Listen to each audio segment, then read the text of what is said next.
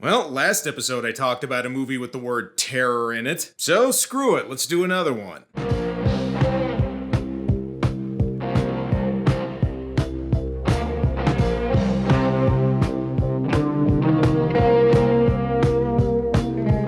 Final Terror is a 1983 slasher movie that's mainly notable today because several people involved with it would go on to bigger and better things. For starters, it was directed by Andrew Davis, who would later go on to make Above the Law, Under Siege, The Fugitive, Chain Reaction, and even the Disney movie Holes. One of these things is not like the other. Also, the movie was filmed in 1981 but didn't get released until 1983, and that was mainly because several actors in the film were starting to get more recognition. Even when it did get released, it was forgotten pretty quickly, so much so that the original negative ended up getting lost. This Blu-ray release had to be pieced together from various prints held by collectors. Well, hey, at least they got something, and honestly, what they put together doesn't look that bad. So let's dive into The Final Terror. If you expected this to open like a typical slasher, nope. Instead, we get some beautiful nature shots. Oh, well, this looks peaceful so far. It's like if Bob Ross made a horror movie.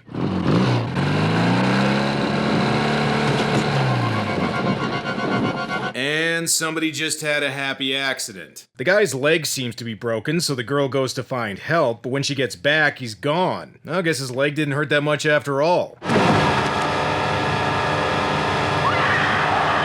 His neck, on the other hand, I'm not really sure what's going on here, but it looks like Kevin McAllister moved to the woods and got hardcore as fuck. Okay, so there's our opening kill. Now get ready to never find out who those people were or what their relation to the rest of the plot is. The Final Terror, a Joe Roth production. He's a lot like Eli Roth, except the characters in his movies don't say f it nearly as much, which is really weird considering this is made in the 80s. Alright, actually producer Joe Roth would later go on to become chairman of both 20th Century Fox and Walt Disney Studios, so there's another person who made it big after working on this movie. Not only that, but one of the writers was Ronald Shusett, who co-wrote Alien. And also King Kong Lives, but hey, helped write Alien. Anyway, the main plot of the movie centers around some, I think, trainee forest rangers, and some of their training apparently includes morning fake-out scares.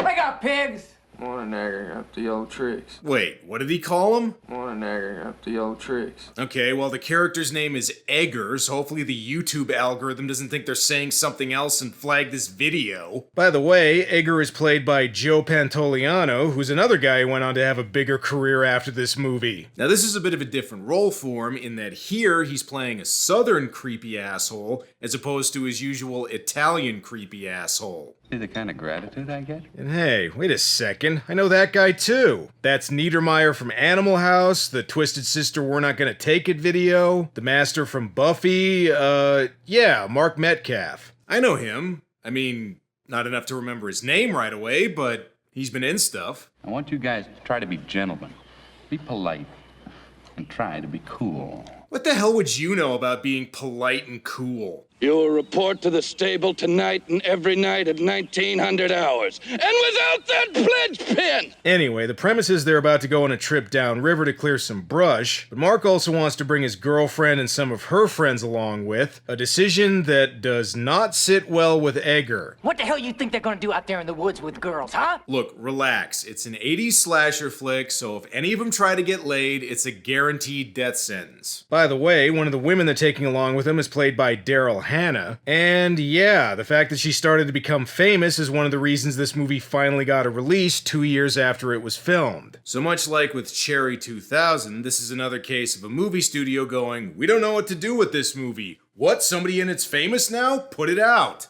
Alright, let's go clear some brush and hopefully not get killed.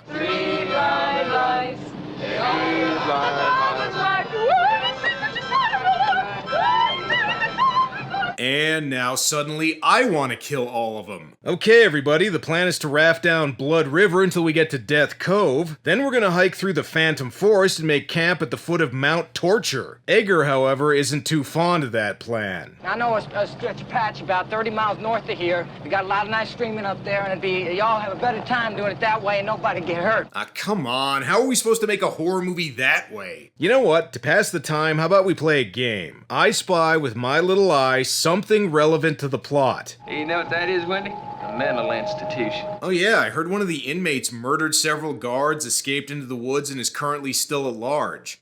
I'm sure it won't be a problem, though. Well, if there is a killer in these woods, at least our main characters brought along plenty of weapons they can use to murder him with. And apparently that's not the only thing they need to worry about around here. So tell me, how much dope they grow around here? You think that's funny? We got too close once. One of them hippie guys came out in an M16. Damn, those sound like some pretty hardcore hippies. I remember a wise-ass butt just like you, Zorch. One night I took him way up there in the hills. And I tied him down so nobody could find him. You know, instead of calling him Edgar, can we just call him Red Herring? Hey, I know something that'll ease the tension out here. A campfire story. So once upon a time, there was this little sweet 14-year-old girl who lived here with a big family, and her father died. No. You're telling Jason Voorhees' origin all wrong. Alright, actually the story is about a woman in a mental institution who had an illegitimate child who then came back as an adult and helped her escape into the woods. And now she murders anyone who comes here, which means the killer is either going to be rip-off Jason or rip-off Pamela Voorhees. In any case, Edgar gets so upset he decides to leave and go ahead of them with the bus. I guess he wanted to hear the story about the killer with the hook hand. Oh well, never mind him. Let's go steal some of that hippie weed they were talking about earlier. That guy seems like he's already high. Case in point, the plants are moving, man. I don't know why these two go to steal weed and leave this guy on guard. It seems like they already brought plenty of weed with them. Well, even though not much has happened so far, this is pretty terrifying. Mainly because I'm the type of guy who really hates camping. Hey, watch what you're doing. You almost hit my foot. Quiet. You know, even though I think the characters are supposed to be older, they still kind of act like teenagers. By the way, the guy who was standing watch last night is mysteriously missing, but I'm sure he's fine. While you're looking for him, you can pass the time by playing more games. Hey, Marco! Wait, are they playing a game with the Friday the 13th soundtrack? Even if the murder seems to have happened off screen, there is something scary happening in these woods. Yeah, that's right. We almost see Mark Metcalf's little Niedermeyer. The water's really cold, I swear. She doesn't seem to care, though, since we get a sex scene anyway. Oh, yeah, that's right. You are gonna take it, aren't you? Let's see. Two people having sex in the middle of the woods in a slasher flick? I think I know where this is going. Alright, well, at least the killer saved us from having to see more of Mark Metcalf's O-face. Meanwhile, these two stumble upon Jason's shack from Friday the 13th Part 2. Although, considering this was filmed the same year that came out, it's probably just a coincidence. Think somebody's buried there? Probably just a dog. Come on, whoever lives here isn't gonna bury somebody, they're gonna turn him into furniture. Bad news, even if the killer isn't here, the house is still full of fake-out scares. Good news, they've also got some magic mushrooms. The owner of this place is probably gonna sew you into a bear carcass, so might as well get high before that happens. Also, you found the dog. Now you can bury it with whatever's in the backyard. With more people going missing, they're gonna need a plan. This is what we're gonna do. First thing, pair up. Nobody comes or goes alone anymore. Whoa. Your plan is to stick together? What kind of 80s horror flick is this? Alright, the plan is we stick together. First though, I'm gonna take a walk in the dark alone. Gotta get my steps in. Despite all the red herrings, I think I figured out who the killer is. It's either Swamp Thing or a giant lump of moss. Oh, and remember when I joked earlier about the guy who disappeared actually being fine? Well, turns out he actually is fine. He shows back up without a scratch on him. So we're now over halfway through, and other than Mark Metcalf, the only victims have been that couple from the opening sequence that feels like it was added late in post-production, mainly because it was. Director Andrew Davis didn't even know about it since the producers filmed it and put it in without telling him. Even if the body count in this movie's low so far, the characters are about to experience something even more terrifying than death, having to shit in an outhouse. God, it's Mike. Wait, how can you tell? What do you want to do with your life? Oh, okay, guess it is him. Well, looks like there's a killer on the loose. So after we make some s'mores, we better get the hell out of here. I suggest we stay right here. Or you could just do that, I guess. You people want to survive this thing, you gotta start looking and thinking like the forest. I'm pretty sure the killer's already doing that. They're convinced that Egger's the one responsible, so the next day they decide to go full commando on the shack they found earlier. But come on, Joey Pants ain't the killer, he's just an asshole. You know, like he usually plays. Oh, and if anyone thinks I miscounted the victims earlier and both Mark Metcalf and his girlfriend were killed, nope, she's still alive and being held hostage by the killer. And wait a second. Crappy shack in the woods, person covered in moss. Is the killer actually Stephen King from Creepshow? Since they're not able to find anybody, they decide to escape by rafting down the river, which turns this into a horror movie version of Deliverance, which was already kind of a horror movie.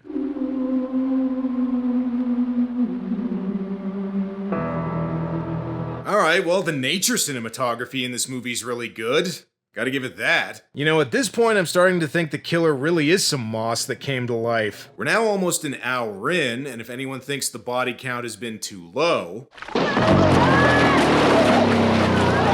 There, see, it just got higher. Good news, you made it to the bus. Bad news, there's still over 20 minutes of the movie left, so I don't think you're going anywhere. How could he do all this? Because I keep telling you, Joe Pantoliano's not the killer. The movie just really wants us to think he is, which means it's definitely not him. It's a trap. Stay here till dark. Yeah, that'll be safer. Make sure you go in one at a time, too. Come on, Edgar, I know you own here. And stop saying that, it still sounds weird, especially with all the southern accents in this movie. Well, the bus doesn't work. Only thing to do now is sit around and get high. Fuck it, do those shrooms you found earlier. That seems like a good idea. And if you're wondering just where Egger's been this whole time, don't worry, he's still alive. I told him not to come. Holy shit, I think Egger might not be the killer. Speaking of the killer, there is a pretty good sequence where he attacks the bus, although parts of it are so dark it's a little hard to tell what's going on. Not that it really matters though, since everyone manages to get away. You know, I'm starting to think that the killer is going to be the only other person to die here. I mean, they can't kill Daryl Hannah, she's the most famous person in this movie.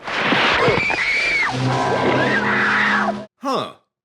Okay, guess I was wrong. Nope, I wasn't. She's still alive. Jeez, Mossman or whoever it is not a very effective slasher movie killer. Edgar's the enemy, and our job is to kill him.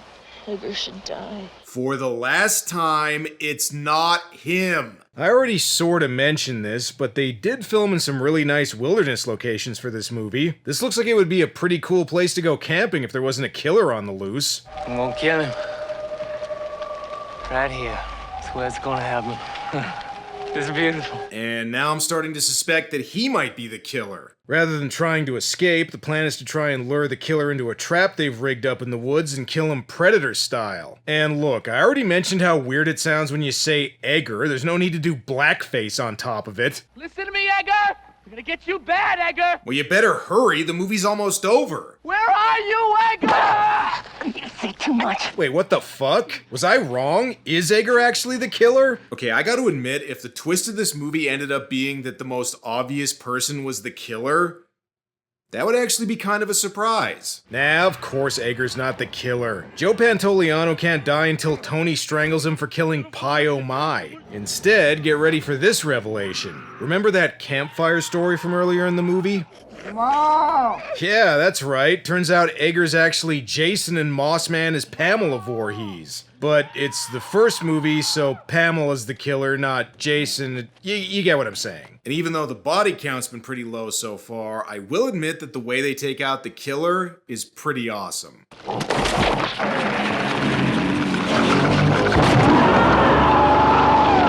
Alright, you know what? That was worth the wait. Oh, and don't expect a last-minute jump scare or anything, because the movie ends right there. So is the final terror only notable for the people who worked on it, or is it actually a worthwhile movie in its own right?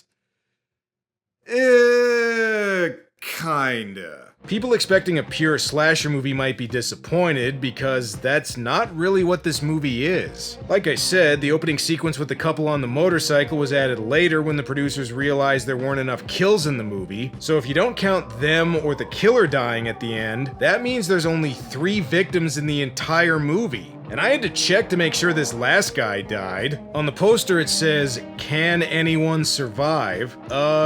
Yeah, most of them do actually. Forget having a final girl, this movie has a final pretty much everyone. Another thing, the spiked log trap at the end was set by Mushroom Dude, not the killer. So does that mean he also made the trap from the beginning? Did he actually kill the same amount of people as the killer in this movie? This kind of feels more like a Deliverance-style backwoods survival flick that had some slasher movie elements shoehorned into it, which is not too far off from what happened. As a result, it's not completely satisfying as either one of those. Some of the nature cinematography is good, and it is kinda interesting just for how many notable people worked on it, but as far as early 80s slasher movies go, there's better ones than this out there. Next episode, should I do another movie with the word terror in it? Make it like a trilogy of terror? Nah, I probably won't do that. Well, that's all for now. Until next time.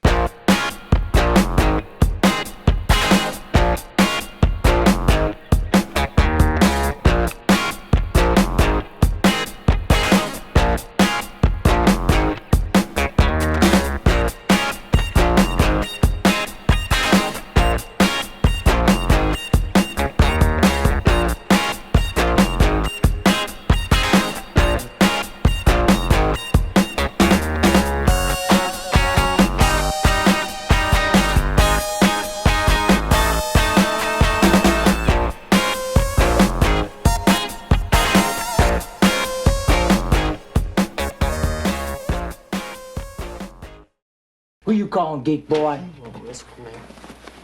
You wanna dance? Huh?